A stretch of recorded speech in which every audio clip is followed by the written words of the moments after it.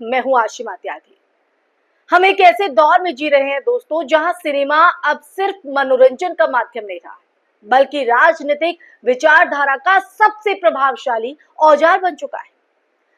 क्योंकि जिस तरह 1930 के दशक में नाजी जर्मनी ने फिल्मों का इस्तेमाल यहूदी विरोधी नफरत को फैलाने और हिटलर की छवि को एक मसीहा के रूप में, जी हाँ, एक मसीहा के रूप में गढ़ने के लिए किया, कुछ वैसा ही आज भारत में मोदी युग का तथाकथित हिंदुत्व सिनेमा कर रहा है।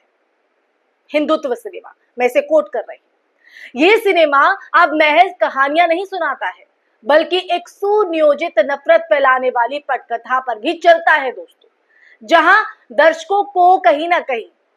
दर्शकों को धीरे धीरे ये समझाने की कोशिश होती है कि कौन हम हैं और कौन वो, और वो हमेशा खलनायक होता है। आज इसी मुद्दे पर हम चर्चा करेंगे। चर्चा में मैं आगे बढ़ूं, हमेशा की तरह आप लोगों से गुजारिश कि इंसाफ की आवाज को बुलंद करने के लिए और सच्ची पत्रकारिता के लिए हमारा सहयोग करें। साथ ही डिस्क्रिप्शन में दिए गए लिंक को ओपन कर ज्वाइन बटन दबाकर आप हमसे सीधा जुड़ सकते हैं, ताकि ये संवाद यूं ही जारी रहे। खैर, अब मुद्दे पर एक बार फिर से आते हैं।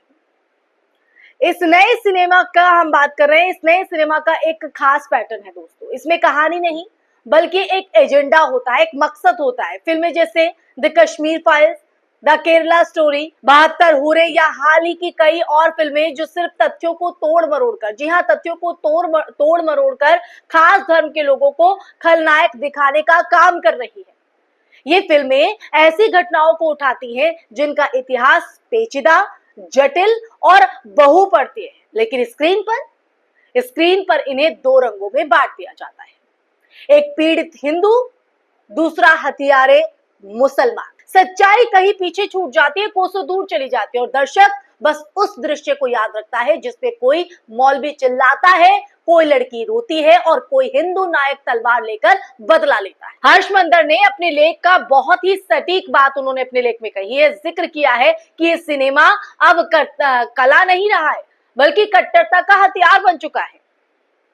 इसमें अभिनय से ज्यादा शोर होता है, संगीत से ज्यादा भड़काऊ संवाद होते हैं और अंत में एक नफरत की भावना छोड़ दी जाती है, जो सिनेमा हॉल से निकलने के बाद भी लोगों के जहन में, यानी आपके और हमारे मन में कहीं ना कहीं बनी रहती है दोस्तों।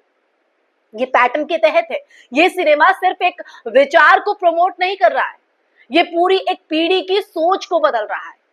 जब बार बार एक ही किस्म की कहानियां परोसी जाएंगी, तो समाज का मन भी उसी दिशा में बदल जाएगा ना दोस्तों। यही हो रहा है, इसी को प्रभावित करने की कोशिश हो रही है। और सबसे चिंता की बात अगर देखा जाए तो सबसे ज्यादा चिंताजनक तो ये है कि ये सिनेमा अब हमारे बच्चों के बीच जा रहा है, आने वाली पीढ़ी के बीच जा रहा है। सरकारी तंत्र ऐसे फिल्मों को टैक्स फ्री करता है, स्कूलों में दिखाया जाता है, शिक्षकों को कहानियां सुनाने को कहा जाता है और युवाओं को राष्ट्रभक्ति के नाम पर यह समझाया जाता है, ये बतलाया जाता है कि कौन उसका असली दुश्मन है।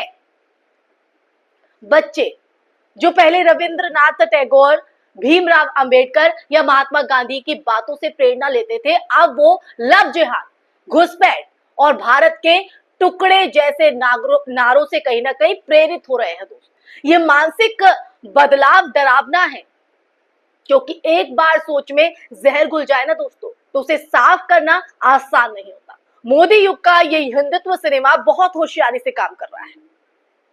एक तरफ ये मुख्य धारा के न्यूज चैनलों से अलग नहीं दिखता है, दोनों का मकसद एक ही है, बहुसंख्यक समुदाय को यह विश्वास दिलाना कि वो पीड़ित है, घिरे हुए हैं, और अगर अब नहीं लड़े तो उनका अस्तित्व खतरे में है।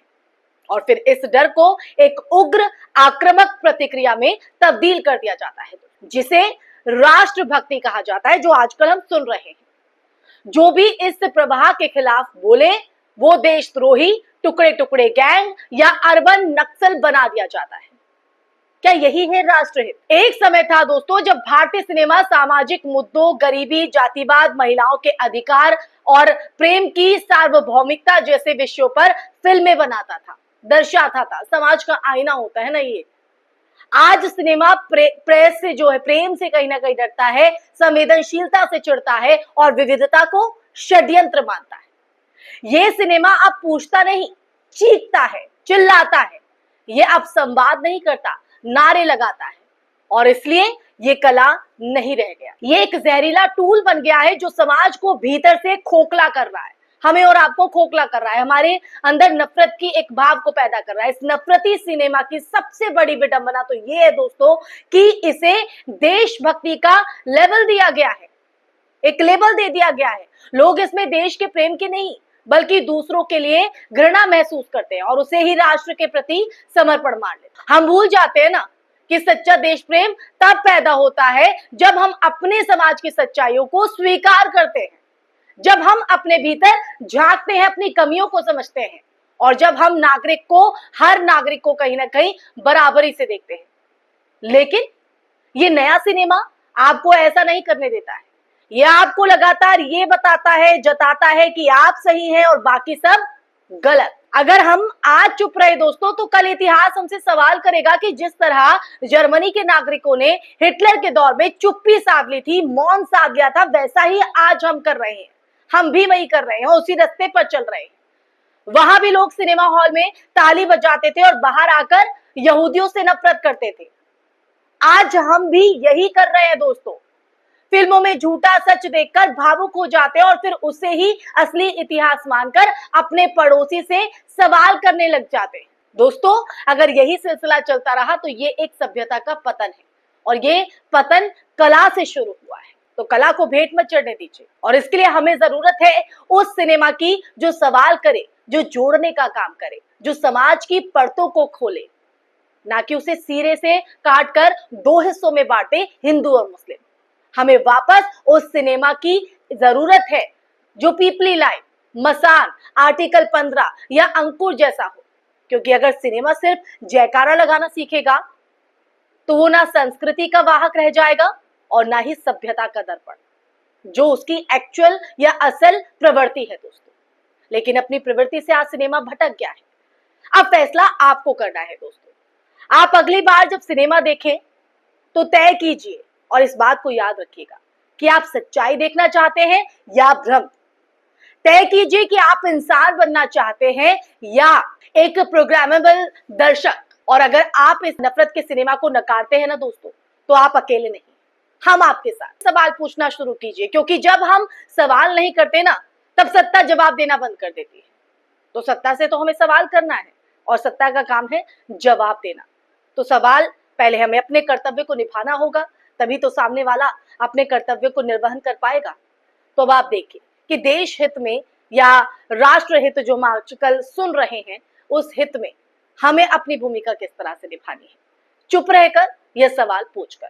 इसी के साथ इस वीडियो में फिलहाल के लिए बस इतना ही। आपको मेरी वीडियो पसंद आई हो, आपको मेरी बात से आप मेरे इत्तेफाक रखते हैं, सहमत हैं, पसंद आई है, तो आप इस वीडियो को ज्यादा से ज्यादा शेयर कीजिए और कमेंट बॉक्स में अपनी राय जरूर साझा कीजिएगा दोस्तों। आपका प्यार खूब मिल रहा है और हम चाहते हैं कि आप अपना ये प्यार, अपना ये साथ, सहयोग जो आप कर रहे हैं वो यूं ही करते रहें, ताकि जो संवाद हम लेकर आते हैं, जो विषय हम आपको लेकर आते हैं, जो शायद कहीं ना कहीं अछूते रह जाते हैं, उसी भूमिका को निभाते हुए जो अछूते विषय उनको आप तक पहुंचाता है दोस्तों।